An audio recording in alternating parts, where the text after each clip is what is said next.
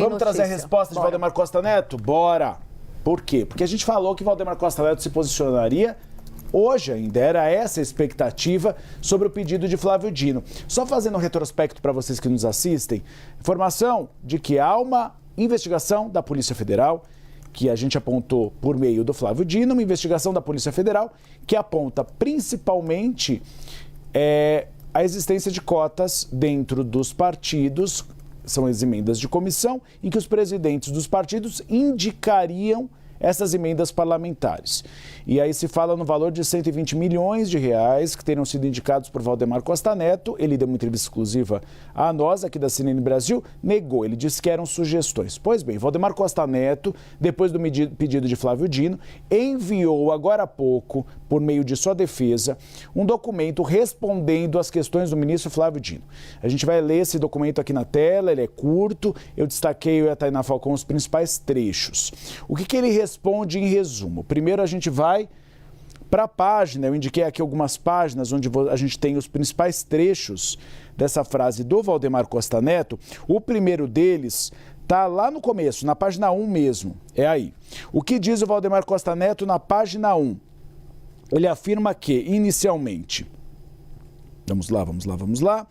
Ele fala, o presidente do partido político que não exerce o mandato parlamentar não apresenta, na visão dele, emenda, não pratica a indicação formal prevista na legislação orçamentária, não delibera em nome do parlamentar, está mais para baixo, em nome do parlamentar, da bancada ou da comissão, não determina empenho, não ordena despesa e não substitui o líder parlamentar. Ou seja, em resumo, o que ele diz?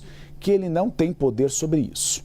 As emendas continuam de comissão, são dos parlamentares que foram eleitos. Aí na página seguinte ele fala, na página 2, a exclusividade constitucional de uma competência não implica exclusividade sobre as informações, as razões e as sugestões que podem anteceder seu exercício. O que ele diz? É o líder partidário quem faz a indicação, mas a gente pode sugerir.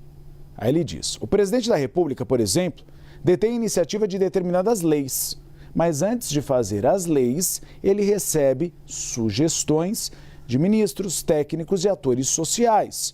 Magistrados decidem, mas ouvem partes. Parlamentares votam, mas dialogam com eleitores, prefeitos, governadores, especialistas, movimentos sociais, entidades de classe e, evidentemente, com o presidente do seu partido político e a bancada da qual faz parte. Em resumo, o que ele diz? Olha, o parlamentar pode indicar emenda parlamentar, mas o presidente da República, por exemplo, também recebe sugestões. Mas são situações diferentes. Você está falando de uma indicação de dinheiro público em que, em tese, o parlamentar é quem tem a autonomia para fazer a destinação dessa verba e, inclusive, deveria, né, como foi usado o exemplo que você deu aqui do Tiririca, vai que o Tiririca não sabe quem é o prefeito ou para onde vai mandar, o presidente do partido faz a indicação. Em tese, cabe também, para não ficar só na responsabilidade do presidente da sigla, ao parlamentar saber a quem destinar. Né? Porque, afinal de contas, está ali dentro do Congresso Nacional para servir a população do seu estado. Então, o mínimo é que se saiba para onde vai mandar esse recurso que está ali a ele disponibilizado. Então, são situações diferentes. A gente está falando de dinheiro de um lado, dinheiro público sendo destinado por quem não tem prerrogativa para isso, e do outro, sugestões que são dadas para o aprimoramento de uma lei. São situações completamente distintas, ao meu ver. Agora, nada muito diferente aqui na nota do Valdemar do que a gente já trouxe, Uribe. Sim. Porque a gente, quando saiu a notícia, ele falou com bastidores CNN e disse, a indicação é feita pelo líder.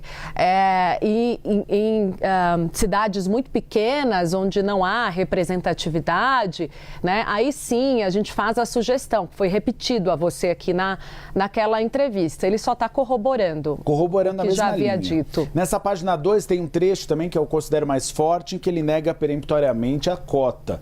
que é o termo que foi utilizado pelo ministro Flávio Dino, de que os presidentes dos partidos teriam cota. Ele diz: o presidente nacional do PL não dispõe de cota, reserva, titularidade, propriedade, cessão ou poder jurídico de disposição sobre emendas parlamentares. A expressão colonial está aqui, a expressão coloquial, segundo a qual presidentes partidários podem indicar prioridades, significa, na visão dele, sugerir, recomendar ou defender politicamente determinada política pública. E aí ele fala, a eventual sugestão é não vinculante. Na visão dele, e é isso que ele argumenta, o líder partidário não precisa acatar a sugestão do presidente do partido.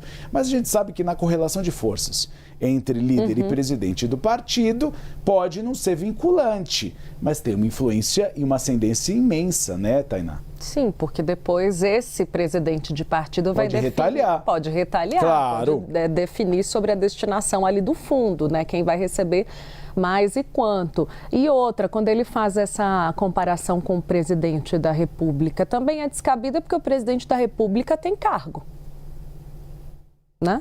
Então, o presidente da República está ali em sua função. A função é dialogar, é trazer o máximo de sugestão para si. E o presidente de um partido não tem cargo. Simplesmente o questionamento do Dino gira em torno disso. Por que uma pessoa que está aqui fora, que não representa, não tem mandato, ou seja, não tem responsabilidade, direito sobre esse recurso, está dizendo para onde esse dinheiro vai? E tem um ponto interessante. Ela está fora do parlamento. Porque também é uma crítica muito feita, por exemplo, como foi no caso da emenda Master, em relação ao lobby. Porque muitas vezes se critica, tá bom, o parlamentar faz um projeto de lei, mas será que teve uma influência de um lobista, do Banco Master, na época, para aumentar os saques no Fundo Garantidor de Crédito? Também é uma questão muito questionável. Sim, ouvir não é um problema ouvir, eles estão ali... O problema é você escrever. O setor privado escreve um projeto de lei ou uma emenda e coloca para o parlamentar apresentar, ou seja, é parecido com esse processo. É como se o lobista ou empresário tivesse um mandato, mas no caso ele não tem. A gente vai para a página 3, tem mais detalhes desse posicionamento de Valdemar Costa Neto. De toda forma, a autonomia partidária não converte a agremiação em órgão estatal, nem lhe atribui poderes orçamentários. Seu significado é distinto. O partido ocupa o espaço intermediário entre sociedade e Estado, organiza demandas difusas, formula programas, coordena preferências, seleciona prioridades políticas e oferece ao eleitorado. Aí na página 6, o que diz Valdemar Costa Neto? No plano doméstico, o PL preserva de forma expressa a separação entre direção partidária e liderança parlamentar, até para não dizer que ele tem ascendência sobre as emendas parlamentares. As comissões estaduais e executivas administram e representam a agremiação, enquanto as bancadas na Câmara dos Deputados e no Senado Federal constituem suas próprias lideranças, conforme as normas regimentais. O líder da bancada é escolhido pelos parlamentares e representa a bancada nos órgãos partidários. E aí, nessa página seguinte, tem uma sintetização de todo esse processo. Na página 8, Valdemar Costa Neto diz: no plano doméstico, o PL preserva de forma expressa a direção partidária da liderança partidária, parlamentar. As comissões executivas administram e representam a agremiação, enquanto as bancadas na Câmara dos Deputados e no Senado Federal constituem suas próprias lideranças. O que ele diz é o seguinte, que você tem uma separação de papéis, uma separação de poderes e que um poder não se imiscua em outro, mas ao mesmo tempo ele diz que pode haver sugestões. E aí eu encerro essa leitura na página 9, que é esse ponto, Tainá Falcão. Por que ele diz? Em palavras mais claras e diretas, ele faz um resumo, Valdemar Costa Neto e a sua defesa. Não existe no PL a figura de emenda do presidente do partido, como categoria jurídica. Tampouco existe cessão de titularidade, ou seja, que o parlamentar cede ao presidente do partido para indicar as emendas parlamentares. O que pode existir é uma sugestão política formulada pelo presidente após a interlocução com diversos atores da sociedade, submetida aos filtros e decisões independentes. Se a sugestão for rejeitada pelo líder parlamentar, não há indicação. Se for modificada, prevalece a decisão parlamentar. Se for acolhida, somente produz efeitos porque a liderança, a bancada e a comissão adotaram e formalizaram. Tainá, vai na linha do que a gente falou. Vai na linha dele dizer o seguinte: o parlamentar recebe sugestões, mas é de livre arbítrio dele levar adiante ou não, e é ele quem tem poder sobre as emendas parlamentares. Resta saber se essa argumentação vai convencer Flávio Dino ou não. Vamos ver qual vai ser o tom adotado pelos outros presidentes de partido, porque até aqui na investigação, como representante de uma legenda, aparece apenas o nome do Valdemar Costa Neto. E indicações que são feitas em mensagens trocadas por servidores, por isso que a situação ali do Valdemar ela foi a que mais chamou a atenção, assim como a de Eduardo Cunha, que não é presidente de partido, é o ex-presidente da Câmara, está tentando voltar à Câmara dos Deputados como candidato em Minas Gerais e na troca de mensagens com a Tuca, fez referência também à indicação dessas emendas por Minas Gerais. São dois nomes que estão aqui coexistindo nesse impasse do Congresso Nacional com o Supremo Tribunal Federal. Então, Flávio Dino quer ouvir todo mundo, está esperando os demais partidos se posicionarem. Agora, diante dessa manifestação do Valdemar, fica agora a dúvida se a sugestão a qual ele se refere será considerada uma irregularidade ou não. E acho que talvez precise ouvir os deputados. Sim. Né, e entender com esses deputados como é a dinâmica. Eu acho que vai ser o caminho da Polícia Federal, ouvir nessa investigação os deputados. Até porque já não é difícil chegar até eles, né? Só saber ali rastreando naquela lista para onde foi, enfim, falar com Agora, eu com acho os que estados. esse é o posicionamento mais importante, porque Valdemar Costa Neto é investigado e porque foi o único que se posicionou publicamente reconhecendo que havia sugestões. Para os demais fica mais fácil as respostas. Eventualmente eles vão dizer, olha, não existe cota parlamentar, porque eles já não vão se contradizer, diferentemente de Valdemar Costa Neto.